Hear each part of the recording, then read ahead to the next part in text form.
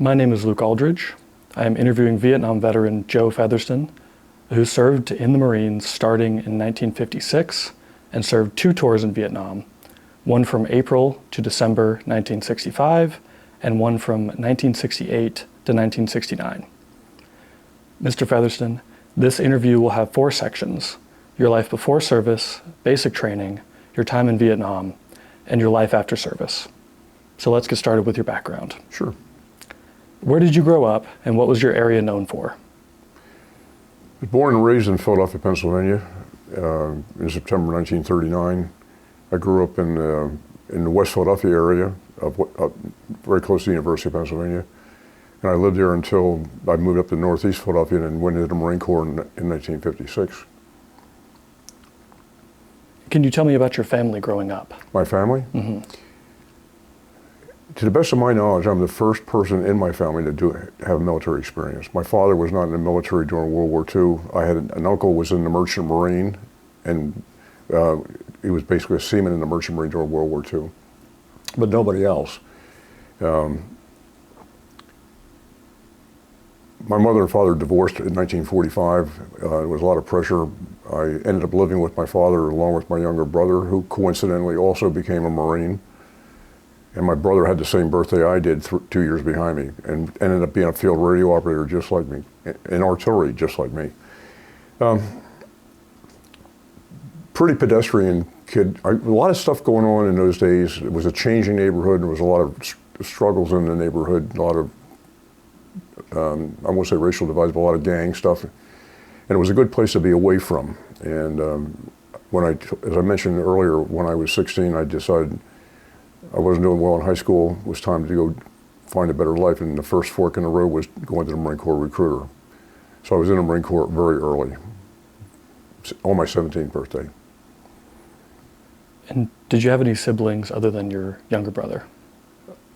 An older brother who was born deceased, before me, and then my brother and I both had a birthday of September 26, 39 and 41, but we were the only 2 siblings. Do you have any memories of men around you telling war stories from World War II? Sorry again? Do you have any memories of men around you telling war stories from World War II? No, because I was too young to really understand it or listen, but I do have memories of seeing Philadelphia during World War II and seeing convoys of Army vehicles and anti-aircraft guns in the parks. I remember that. But no, I never heard any really war stories.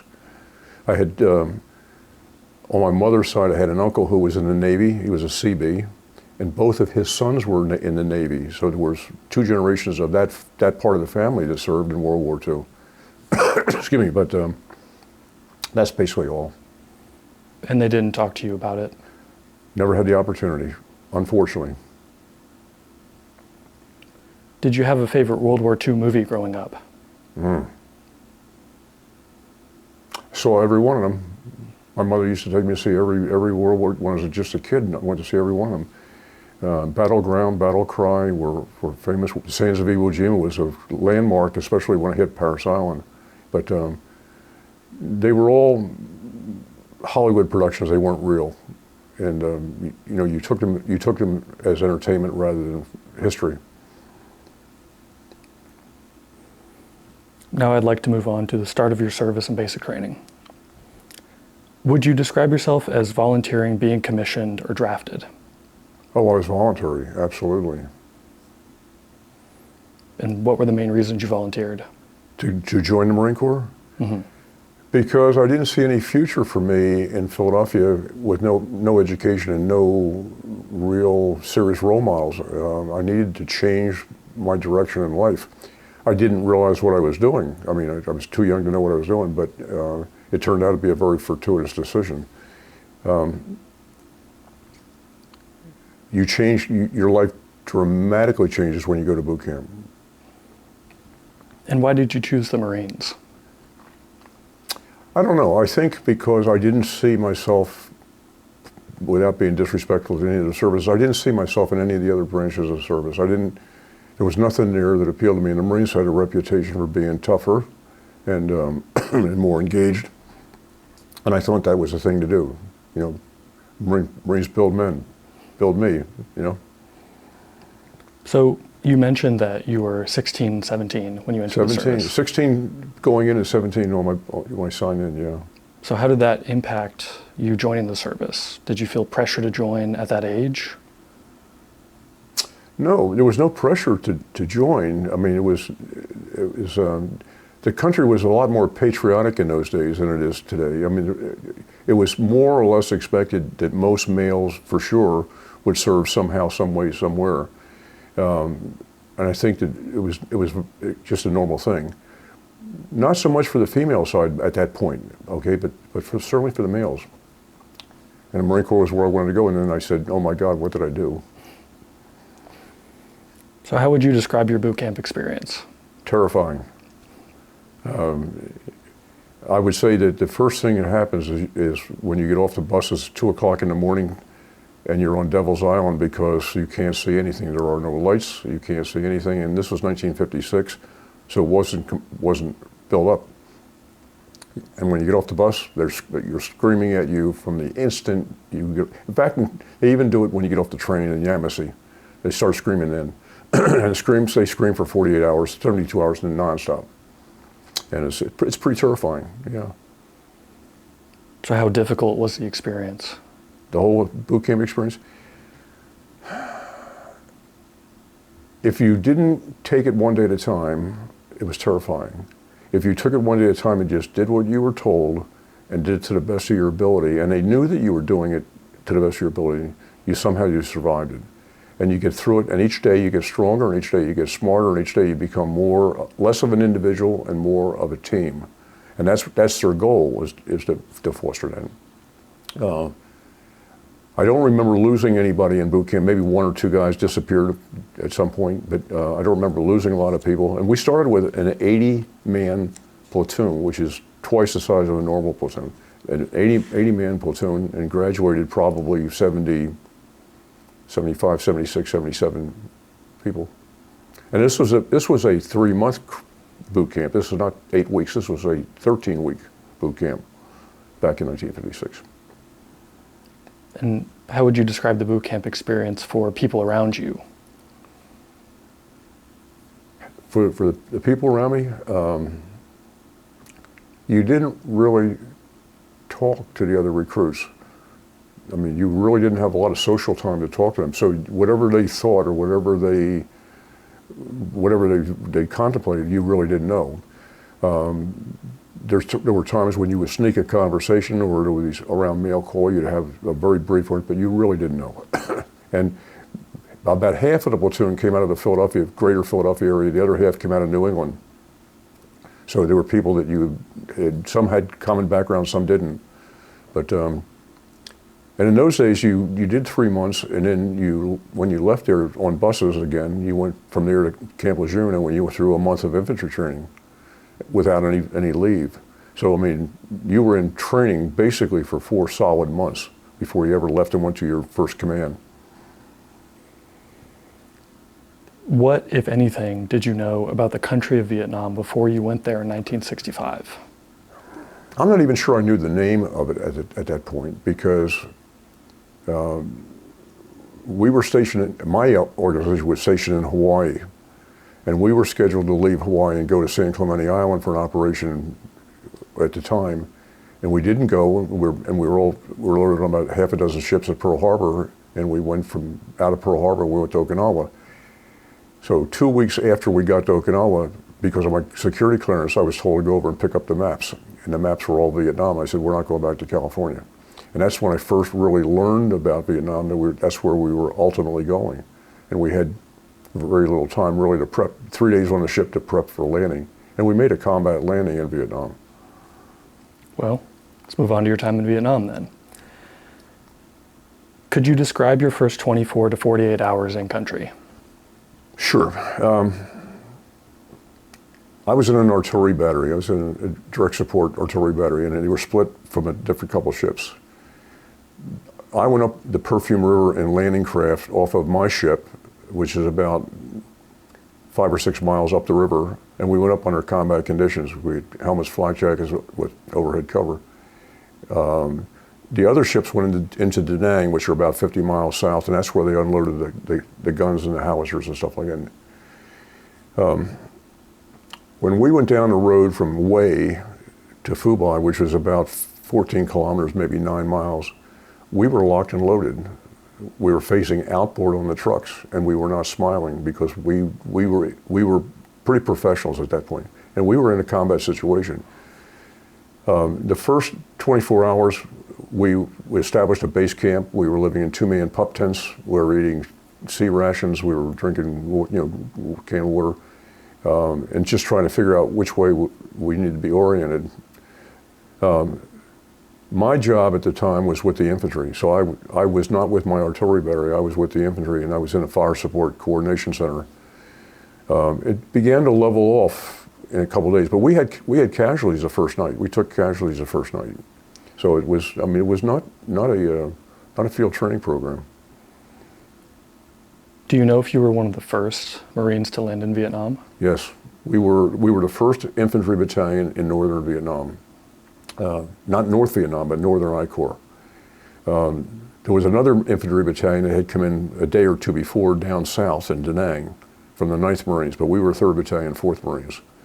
And we were the only infantry battalion in what they called a TAOR, which is a tactical area of responsibility. So we had all, basically from where we were all the way to the border. And what was your mission? My mission? Mm-hmm. I was a sergeant at the time. I was a communicator by trade.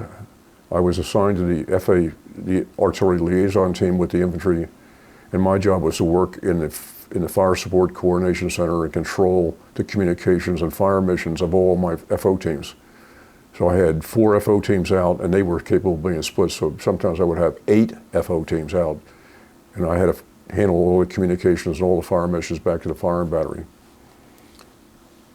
And was your unit there to accomplish a specific task? Say again? Was your unit there to accomplish a specific task?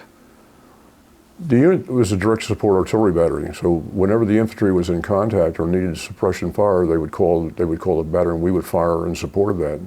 And so the mission was direct support of the infantry. Oh yeah. In 1965, would you describe yourself as being in combat, in the rear, or something else? Combat. 1965 was a combat tour. And how would you describe the work that you did during that? I'm having trouble hearing you, so you have to speak up a little bit. How would you describe your work during your 1965 tour? Maintenance of equipment for one thing, training of all my radio operators was second thing, to maintain their training, to react and improve the quality of the fire missions and the ability to communicate, to support operations. I was on a number of operations where you go up on helicopters and you do helicopter landings and stuff like that. So there was a lot of that kind of stuff, but it was a 24-hour day deal, and you're working at whatever you need to work, and not specific hours. So it's part of a team effort. How would you describe your role in your second tour? On my second tour, quite different. I came out of Vietnam in December 1965, and I went to a warrant officer candidate school at Quantico. That was a 2-month OCS program with a very high attrition rate, followed by 3 months in the basic school, which all Marine officers go through the basic school. And you're trained to be a small unit infantry leader. Every Marine is a rifleman. Every Marine is a rifleman. Coming out of that program, I lost my MOS as a communicator. I went back to zero and started all over again in aviation support. So I had to learn how to be an aviation maintenance officer, supply officer type of thing. By the time I went back to Vietnam the second time, I was a first lieutenant. I was a squadron materiel officer, and my job was to support a Marine F-4 Phantom squadron in combat, which meant that I had 12 aircraft that I had to keep flying to the best of my ability. I had a small materiel section of about 6 people, and we processed all the requirements that the squadron needed for maintenance to keep the airplanes flying. The second part of that job turned out to be, because of my ground background the first time and the fact that we're all infantry trained, was I was the ground defense officer for the squadron, which meant that every time we got hit at night, I had a platoon of Marines that reacted to that penetration. Did that for nearly a year, over a year, I guess, before I came back out. When you returned in 1968, what had changed the most since 1965? There was a war on. 1965, it was a very, I won't say it wasn't a serious combat situation, because it certainly was, but it was more exploratory, and it grew and it grew. In 1968 and 69, not only were we fighting the Viet Cong, we were also fighting the North Vietnamese, and maybe some Chinese. So by that time, the war had really started heavy, and I went back in country the second time in 1968, a week after the Tet Offensive of 1968. And that was when the Viet Cong and the NVA simultaneously attacked almost every base in the entire country. So, it took everybody by surprise. So there was all kinds of stuff that fell out from that Tet Offensive. And you were very much aware that wherever you were vulnerable. There was no safe area. In your first and second tours, how would you describe the people you served with in terms of economic background, race, or religion? Well, let me try to walk into that just a second. Number one, the first tour, I was with the 1st Marine Brigade out of Hawaii. We were probably the best trained and best experienced combat outfit in the Marine Corps at the time. I would use the term professionals in this light because I think that's the way I would describe it. Every one of my people was highly trained. Every one of the Marines in my battery was highly trained. Everybody in the infantry regiment was highly trained. All the air wing people that were there were highly trained.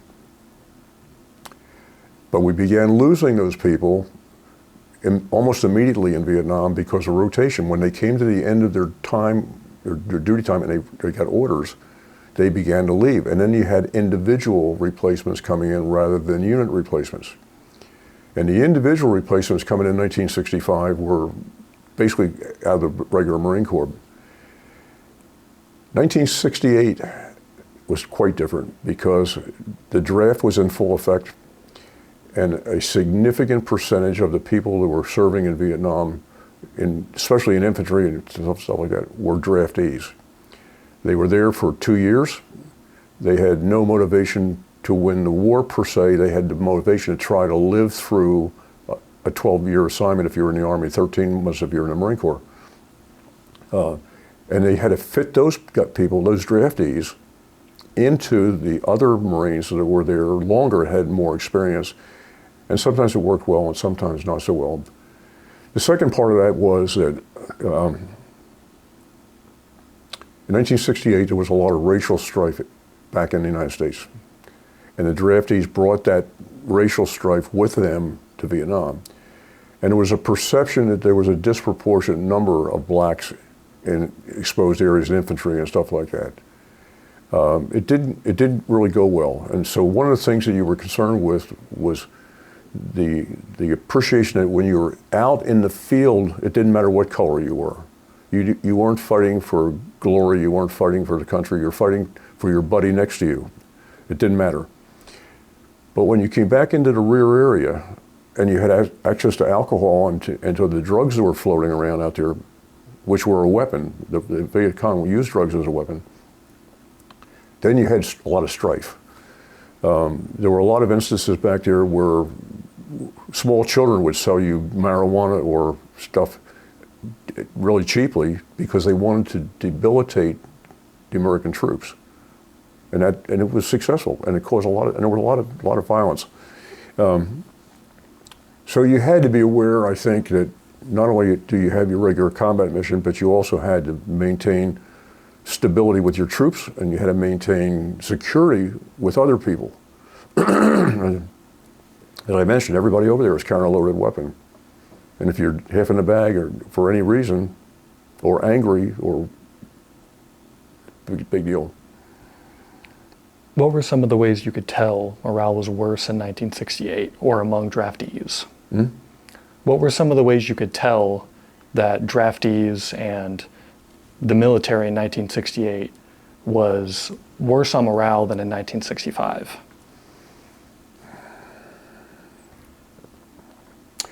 If I can back up just a second and say, between 1965 and 1968, 69, a lot of things happened that were not strictly on the military mission.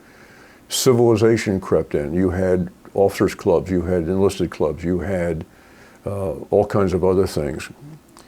So you had post exchanges. So one at Da Nang was enormous. There was an unreality about it. Hospitals stood up. Evacuation hospitals and Navy hospitals stood up. They were not like in this country, but they did. So it was a totally different kind of environment from 1965. It had morphed, and I think that the people that were over there maintained their sanity just inside their own organization. For example, when you weren't flying or you weren't fighting, and you had a chance to go have a couple of beers and you could unwind. It didn't work all the time, but it worked a lot. And we're still in touch with some of these people after 55 years or 60 years. I mean, that's how close you really get. How did living in Vietnam and meeting Vietnamese people affect you? It was a poor country. There were exceptions to that in Hue. For example, was fairly civilized in Hue. A little bit more civilized in Da Nang, which was a bigger city as well. But once you left that immediate area, it was dirt poor, and I mean dirt poor country. The people were poor. They struggled every day for everything, and we supported a lot. We supported orphanages, for example, in Vietnam. We supported medical teams that went out and worked with the Vietnamese. We tried to show the best face of the United States, not just that we were there to fight the Viet Cong and the NVA, but rather that we were there to try to improve and help the people. So consequently, it went pretty well. There was an exception, however, which is worth talking about, and that is that we hired a lot of Vietnamese to do things on a base. They would come in and they would do maid stuff. They would do stuff. And there were any number of times when you went to get a haircut, if you and I went to get a haircut, we went in pairs. And when you were in the chair getting your haircut, I was sitting in my chair with a pistol in my hand, because the guy who was cutting your hair that day was Viet Cong at night. And that's a true statement. The lady who was cleaning the hooch and so on, when you see her, she would be counting her steps from one place to another, because they were using that information to target you with rockets and mortars. And you didn't know who. You did not know who was Viet Cong, NVA not so much, but who was Viet Cong and who was not. There was an ARVN captain, an Army of the Republic of Vietnam captain, attached to my outfit. In the first 3 operations that we went on in 1965, we came up dry. We didn't get anything. And in the 4th operation, he was not there for the briefing. And we made contact. So in that pictures that I gave you, there's one picture of me with an M2 carbine. That was his carbine, because I did not want him armed on that operation behind me, because he was a double agent. And nobody talks about that stuff. Do you think arriving shortly after Tet may have influenced your opinion of the Vietnamese coming in for your second tour? No, but I would say this. There was no choice on the first tour. We were committed, and so you did what you were trained to do. If you came back for a second tour or a third tour, it was quite different, because you knew what you were getting into. You knew what was going on in the country. And you had a lot of doom and gloom from Walter Cronkite and for people like him on the media. So you went back in with your guard up on this one, because you knew that it was going to be dangerous. And there was a lot of illness. I mean, there was a huge amount of illness over there, as well as combat losses. Earlier you mentioned children selling marijuana. What else do you remember about Vietnamese children? On the pithy side of it, they didn't wear clothes from the waist down. So if you had a 2-year-old, 3-year-old, long you might have a shirt on. But if he had to make a head call, he just did it right in front of you. Women did it in front of you. I mean, it was a very common thing. Bodily functions were not a big deal for them. Maybe a little bit more educated and civilized in the cities, but out in the country, not so much. Pretty primitive. And the kids, I have pictures, I think, of kids running alongside the trucks when we were in a convoy going somewhere begging for food, and we would throw candy to them and stuff, but they were begging for cigarettes. They were 5 years old begging for cigarettes. Maybe not for them, but for somebody. You know, I still remember that, and a lot of tragedy with the civilians. They took a lot of trouble. If they were friendly to the American government or to the ARVN government, they were attacked by the Viet Cong, sometimes murdered by the Viet Cong. And I should also say there are stories, I don't have firsthand knowledge of it, of where a kid would carry an explosive, and a small kid, 6 years old, would carry an explosive and detonate it standing among a bunch of Americans. Where a kid would sell you Coca-Cola in a bottle, but you didn't want to drink the Coke because there was acid in the Coke or glass in the Coke. Happened a lot. It was that kind of a war. Did you experience any culture shock in Vietnam?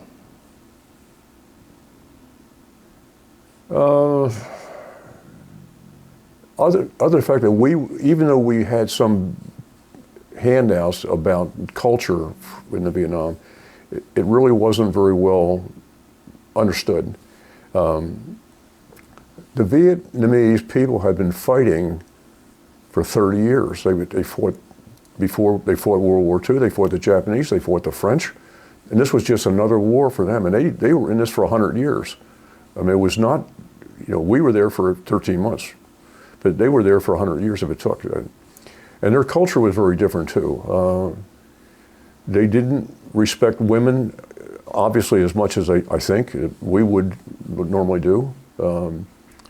But gradually, the American influence began to soften some of those hardcore things for the local people. They would learn from us, and they would grow from that, which was a positive. You mentioned a Vietnamese culture handout. Could you expand on that? What did it say? It was a booklet. It was the U.S. government put out a small pamphlet that they gave you and said, you know, certain phrases to use, certain customs to be aware of, familiarization type thing. They did that in World War II as well. But again, it was dated stuff, and it was not really useful in the real world. You had to learn it as you went. Excuse me. And how did the Vietnamese not respect women? I can't say it definitively, but I would say this. The male was superior to the female in country. They both worked, but the women did a lot of grunt work. The male would not participate in a lot of the cooking, and the women would do all the cooking, all the cleaning, all the washing. It was a very primitive society, unless you were in an urban area and had been to a higher level of education. Maybe it was a little bit different there. I didn't see that. Do you remember Agent Orange being sprayed? Very much so. In Da Nang in 1968, when we first moved in there, my squadron came down from Japan through the Philippines and back into country on their second pump in. Right outside our hangar were a bunch of 55-gallon drums in a field. I mean, literally 50 feet from the hangar, and they were all Agent Orange, and they had to be moved, and nobody knew what Agent Orange was in those days. So one of the officers of my squadron had to get a working party of Marines to load these 55-gallon drums on a truck and take them somewhere. And so they were handling it. The Air Force had an airplane called a C-123, Provider, and it was rigged with booms out the side, and they would spray DDT, and then turn around the next day they would spray Agent Orange. There was no cleaning the system out, and so all the Air Force crewmen that were flying those Providers were exposed to it, and they overflew all of our areas spraying either DDT or Agent Orange. And I have lost at least 2 of my squadron guys to Agent Orange related diseases, and I say this, my fingers crossed, I've been very, very lucky. I have so far. But yeah, Agent Orange was a factor, and you didn't even know it. You had no idea what it was. So would you say you were concerned at the time about Agent Orange exposure? No. Didn't know about it. Didn't surface. It was like a time bomb. It didn't surface for many years after that. What were some of the ways you coped with the war? With the war? Even on my first tour, I had nearly 10 years in the Marine Corps, so I wasn't very young at that point. Had a more mature view of it. The first coping was just trying to stay healthy. The second was try not to get shot. The third was to do your job the way you were trained to do it, and let a higher level worry about the strategy of it. Off duty, you tried to socialize with the guys. You know, it was USO shows at the club in 1968, 69. There were USO shows. Halfway through, no, not halfway through, it would be December of 1968, I got a week of R&R, and I chose to go to Sydney, Australia, rather than one of the other cities. So I had a week off from the war in a very, very civilized country, in a very civilized city. So you can unwind with that. Basically, you simply do your job and lay down and rest when you can and do your job at the very best of your ability. And that's what you do. What was the most memorable friendship you had during your time in Vietnam? The most memorable friendship? To this day. I lived normally when I went back on the second tour, they had what they call Southeast Asia hooches. These were wooden shacks with a tin roof and screens on the side. And that's where all the ground Marines lived in Da Nang. The air crews lived in Quonset huts, which were as wide as this room probably and about twice as long, divided down the center and divided into quarters. 2 officers to a thing, because they had to be able to sleep in air conditioning to be able to fly around the clock. So one of the officers, I was a first lieutenant at the time, and one of the officers was a captain named John LaVue. And John said, "This is your second tour, move in with us." So he squeezed me into this small room where he was with another guy. And we were 18 inches apart in our 2 bunks. If I got mail and he didn't, I'd read my mail to him, and vice versa. It's a very long story, but John launched on a mission on September 18th, 1968. I had breakfast with him before he launched. He was shot down in North Vietnam. He and his backseat were both killed. At noontime, I was packing his gear. We were told not to contact the families because they were very upset. So years and years and years went by. Now it's like 1990, and I found his mother up in Colorado. His daughter, who was 2 years old at the time, was now 28 years old. I worked for Airbus at the time. I was putting aircraft into Northwest Airlines, so I went down to Rochester, Minnesota, and met John's widow, who had remarried, and the daughter. My wife and I went to their wedding, to the daughter's wedding. We had them at my house in Virginia, and we are still in touch with them, still very close to them. So that was the most memorable one, for sure. I mean, of all the ones, that one was a 25-year deal or a 30-year deal, and still ongoing. Thank you for sharing that. What was the most beautiful thing you saw in Vietnam? Most beautiful thing. It's a beautiful country if you leave it alone. It's a very tropical country. It's very, very pretty. China Beach was very photogenic and is very highly commercialized and developed now as a resort. I think I might have mentioned that there was a religious pilgrimage in 1965. The statue of Our Lady of Fatima was on a world tour.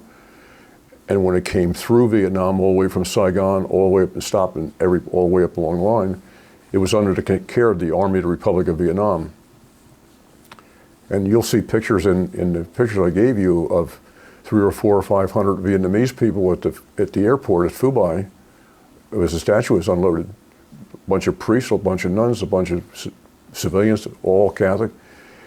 And the language in Vietnam was not Vietnamese or French or English. That day it was Latin, and I still remember that. It was a highlight of my life. It was really quite something. You mentioned letters earlier. Who did you write to or receive letters from when you were in Vietnam? Well, I was married at the time, so at first, in 1965, I was writing to my wife and to my parents. 1968, 69, the same thing.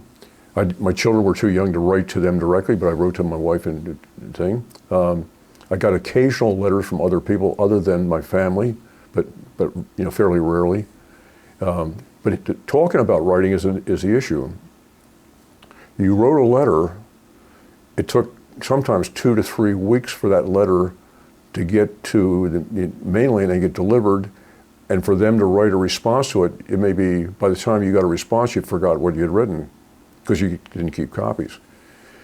The only other way to communicate was what they called MARS, Military Affiliate Radio System. And that was a deal where they used shortwave radio from Vietnam, from an operator in Vietnam to another operator somewhere in the United States, and they would patch it out to a phone line, and you would talk, but it was one of these things, you say, I love you, over, and they would say, I love you, over, and there's 4 people on the call. And it was really, compared to technology today, which is mind-boggling, it was really primitive. Maybe better than World War II, but still pretty primitive. That's the end of my service questions. Is there another story we haven't talked about from your time in Vietnam that you'd like to share? I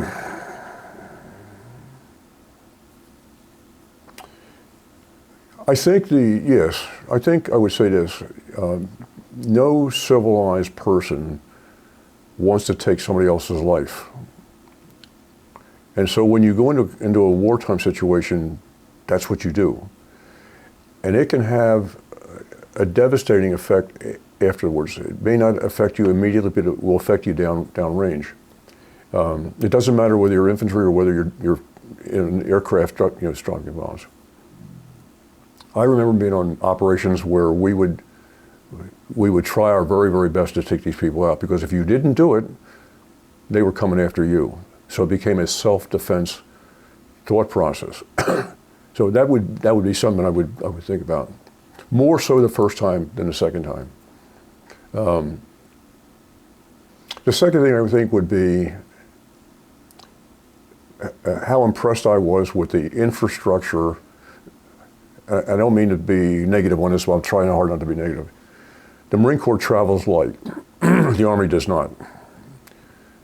The Army had all the comforts of home. They were a very, very large organization. They had tremendous assets and all kinds. The Marine Corps, not so much. We had to beg, borrow, and steal for everything we needed.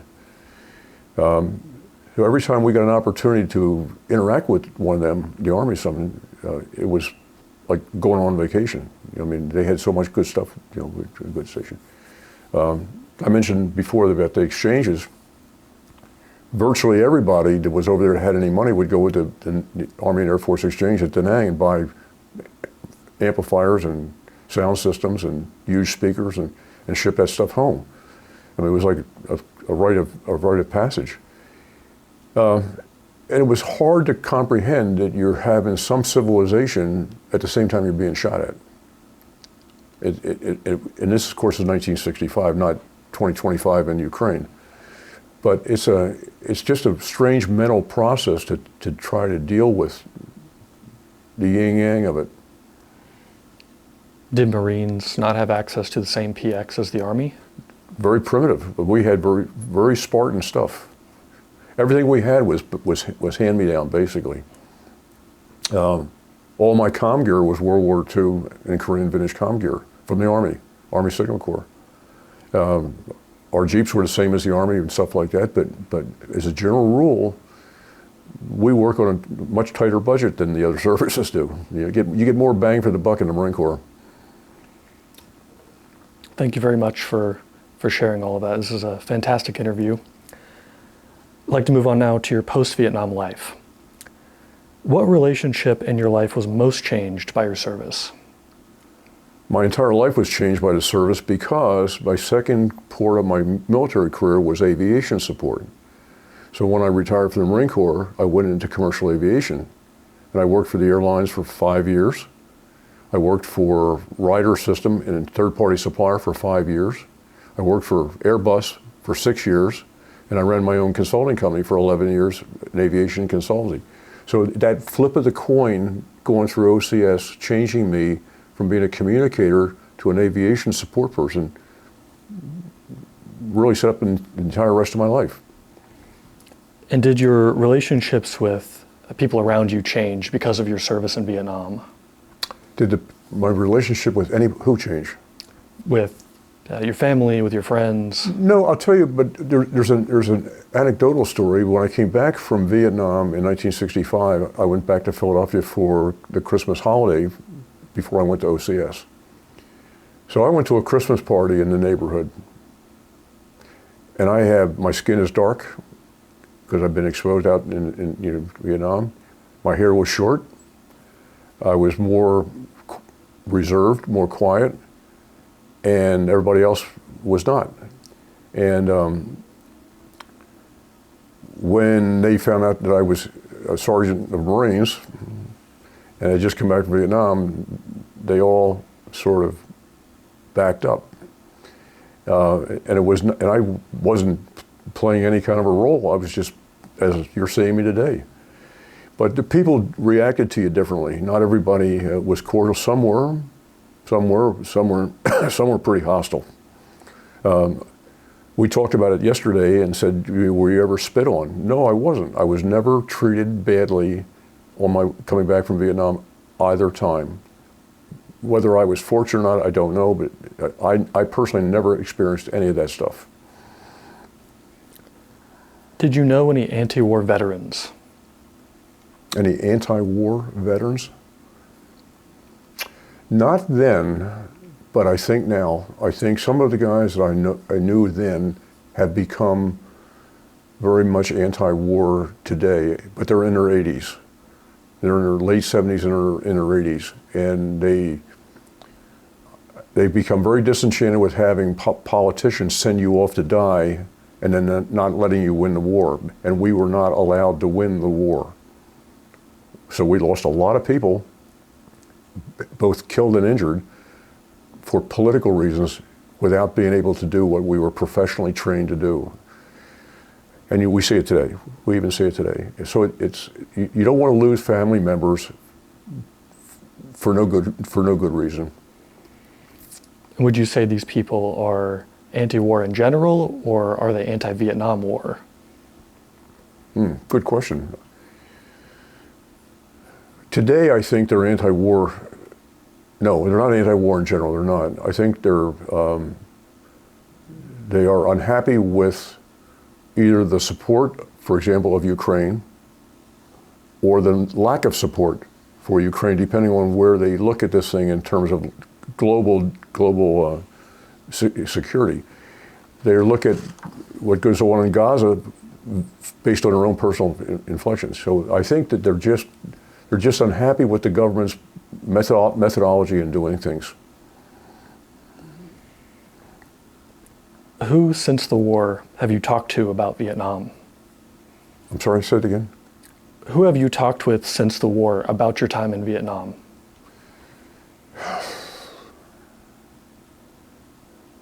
You don't necessarily bring the subject up to raise the issue, but there's an enormous amount of people, especially in the last year, who will come up to you proactively and say, thank you for your service.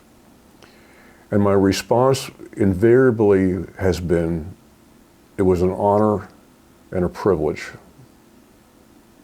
And I amended that recently by saying, look the person in the eye and say, you were worth it. Because there's more people that seem to be concerned about the way you were treated coming back and more willing to try to reach out to you. There are probably people who are on the liberal side that are anti-war, that we wouldn't have very much to talk about, but they're entitled to their opinion, because everybody is entitled to their opinion, good, bad, or indifferent. I don't push it. But if I'm asked a question as I am in this session here, I'll try to answer the question as factually as I can without embellishment. there's a lot of stories. There's an enormous amount of stories, and it would take you forever to go through them because each picture would evoke a memory. And you'd be able to talk about where you were when you took the picture and what was circumstances of it. But again, my family, all my family knows I was in Vietnam, but you never talk to them about it. Occasionally, one of my grandsons will ask me, and I've got one grandson who is former Marine, and he's doing oral history interviews, and he knows more about the Marine Corps than the average person does, because he got a dozen years of experience with it now, military and civilian. But everybody else is anecdotal. I mean, they really don't know. And unless you're sitting in a room, as we are right now, talking, it doesn't get communicated very well by phone or by any other means. It really needs to be eyeball to eyeball conversation to talk about it and share the stories. Well, we're happy to have you here, and thank you for sharing these stories. I'm honored to be asked to do it, and I appreciate what you are doing to perpetuate the memories of this thing. I think it's a target of opportunity, because all the people that you're trying to reach out to are aging out, and their ability to be able to recall this in enough detail to be useful is hard. So I think when you have the opportunity to do it, you really should do it. Thank you for doing it. Well, we have 3 questions left, so thank you very much for your answers up to this point. Have you been to the wall in DC? I have. And what do you think of it? Since I know a number of names on it, I think very highly of it. I think the lady who designed it was ahead of her time. I think it was highly resisted, and all of a sudden it's been greatly accepted. And as I mentioned John LaVue's daughter, I took John LaVue's daughter and her fiance to the wall and left them there while I went and found a parking space on Constitution Avenue. By the time I got down there, she had tears in her eyes, and she said, and I quote, "So many names." It was an overwhelming thing for someone to see, especially if they have family on that wall. Why do you think it's been more accepted over time than when it was initially constructed? Why do you think that the opinion about the wall has changed over time?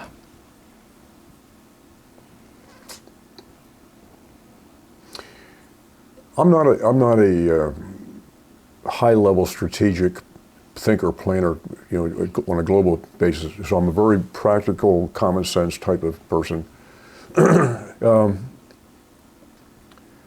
Nobody in their right mind ever wants to go to war, because the downward effects of this thing last forever. Losing a child in a traffic accident stays with you forever. Losing a family member in a combat situation, whether the remains are recovered or not recovered, whether they're viewable or not viewable, lasts the family forever. So nobody wants to go to war. However,